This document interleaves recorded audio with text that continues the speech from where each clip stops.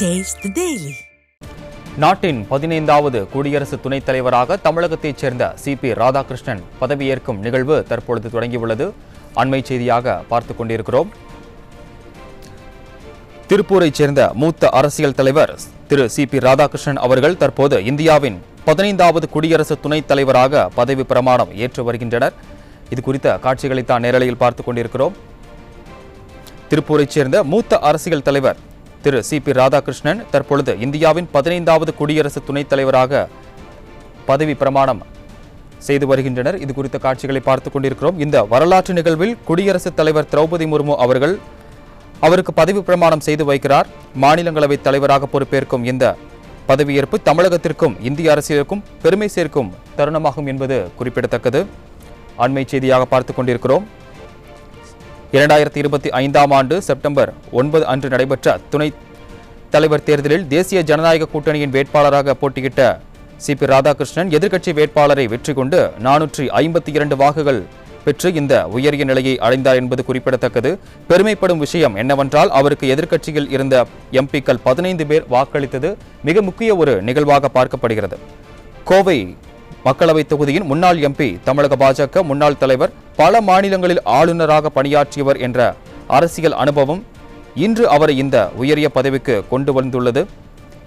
எளிமை, பணிமை, மக்கள் சேவைக்கான அர்ப்பணிப்பு ஆகியவற்றில் கோவையின் வாஜ்பாய் என अधीक्षण, निदेशन और नियंत्रण भारत निर्वाचन आयोग में निहित है और यतः श्री जगदीप धनखड़ द्वारा 2025 के जुलाई मास के 21वें दिन तदनुसार शक संवत के वर्ष 1947 के आषाढ़ मास के 30वें दिन त्यागपत्र देने के कारण भारत के उपराष्ट्रपति का पद रिक्त हो गया है और यतः भारत के उपराष्ट्रपति के पद को भरने के लिए संविधान तथा राष्ट्रपतीय और उपराष्ट्रपतीय निर्वाचन अधिनियम 1952 के उपबंधों और तदधीन बनाए गए नियमों और आदेशों के अनुसार निर्वाचन करा लिया गया है तथा परिणाम घोषित कर दिया गया है।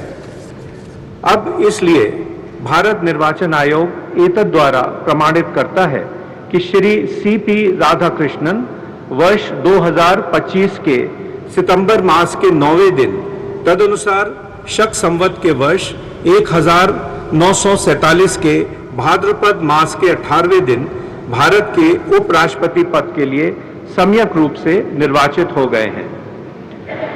भारत गणराज्य के 76वें वर्ष में हमारे हस्ताक्षर और भारत निर्वाचन आयोग की मोहर से वर्ष 2025 के सितंबर मास के 9वें दिन तदनुसार शक संवत के वर्ष 1947 के भाद्रपद मास के 18वें दिन प्रदत्त किया गया।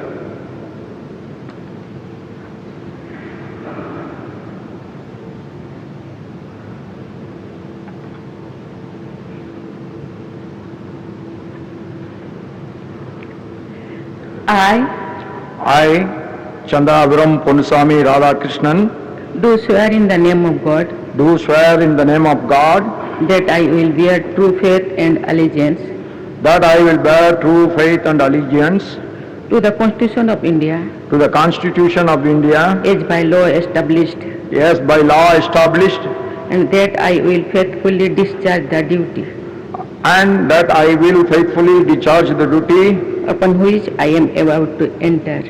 upon which I am about to enter. Congratulations.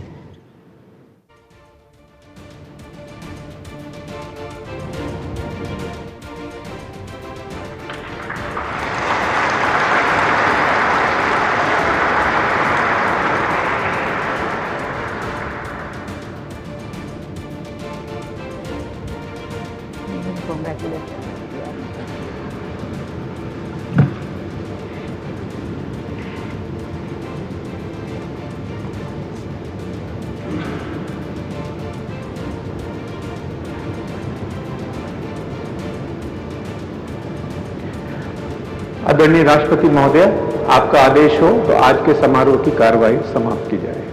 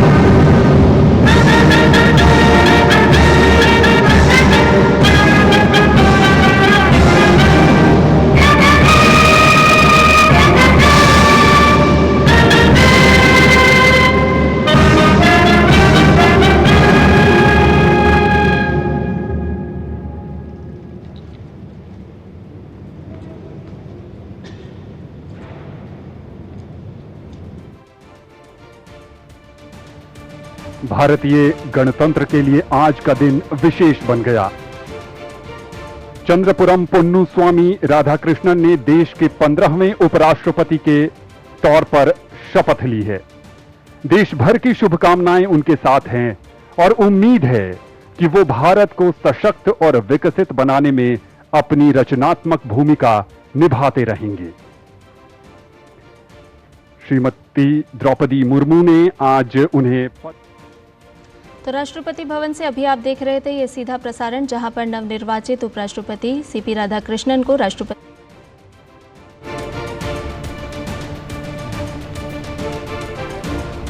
நேயர்களே, முக்கிய செய்தி. நாட்டின் 15வது குடியரசு துணைத் தலைவராக தமிழகத்தைச் சேர்ந்த சிபி ராதாகிருஷ்ணன் பதவியேற்றார். நேரலை காட்சிகளை பார்த்தோம்.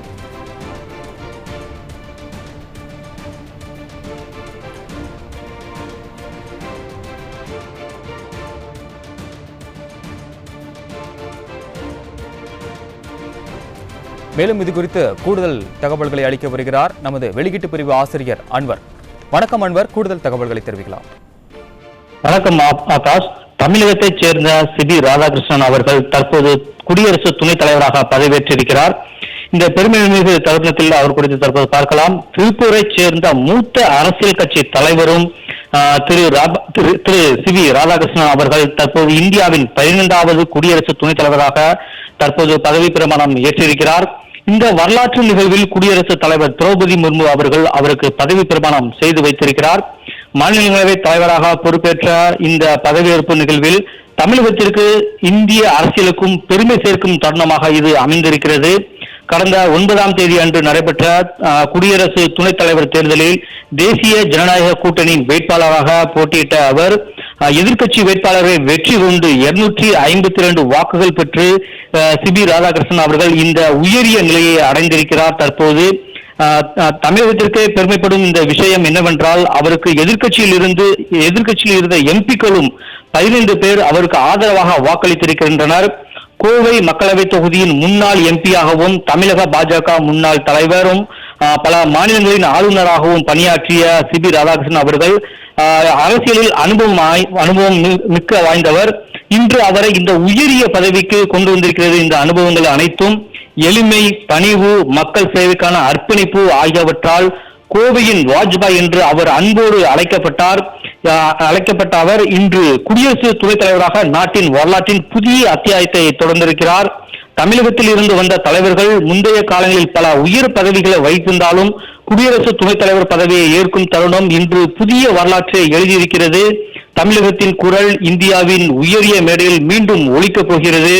திரு சிபி ராதாகிருஷ்ணன் அவர்களுக்கு மக்கள் மனங்களில் அன்பும் நாட்டின் எதிர்காலத்திற்கு நம்பிக்கையையும் குவிக்கிறது. இன்று அவர் மேற்கொண்ட சத்திய பிரமாணமும் ரகசிய காப்பு பிரமாணமும் தமிழகத்திற்கும் இந்தியாவிற்கும் பெருமைக்குரிய நிகழ்வாக அமைந்திருக்கிறது.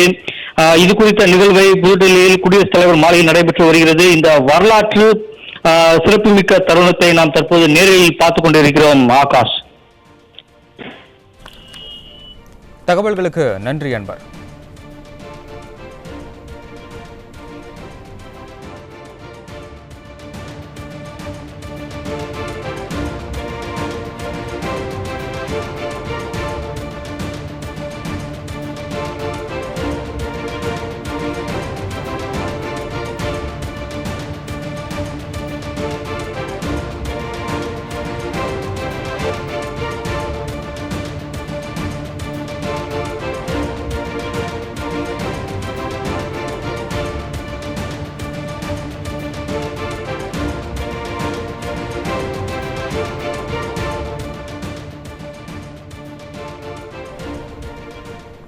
நாட்டின் 15வது குடியரசு துணைத் தலைவராக தமிழகத்தைச் சேர்ந்த சிபி ராதாகிருஷ்ணன் பதவியேற்றார். அண்மை செய்தியாக பார்த்துக் கொண்டிருக்கிறோம். திருப்பூரைச் சேர்ந்த மூத்த அரசியல் தலைவர் திரு சிபி ராதாகிருஷ்ணன் அவர்கள் இந்தியாவின் 15வது குடியரசு துணைத் தலைவராக பதவியேற்றார். இந்த வரலாற்று நிகழ்வில் குடியரசுத் தலைவர் திரௌபதி முர்மு அவருக்கு பதவி பிரமாணம் செய்து வைத்த காட்சிகளை பார்த்தோம். மாநிலங்களவை தலைவராக பொறுப்பேற்கும் இந்த பதவியேற்பு தமிழகத்திற்கு இந்திய அரசியலுக்கும் ஒரு மிக முக்கிய ஒரு அங்கமாக பார்க்கப்படுகிறது. செப்டம்பர் 9ஆம் தேதி அன்று நடைபெற்ற துணைத் தலைவர் தேர்தலில் தேசிய ஜனநாயக கூட்டணியின் வேட்பாளராக போட்டியிட்டவர் தற்பொழுது எதிர்க்கட்சி வேட்பாளரை எதிர்கொண்டு 452 வாக்குகள் பெற்று இந்த உயரிய நிலையை அடைந்து உள்ளார் என்பது குறிப்பிடத்தக்கது. இது குறித்த நேரலை காட்சிகளைத்தான் பார்த்துக் கொண்டிருக்கிறோம்.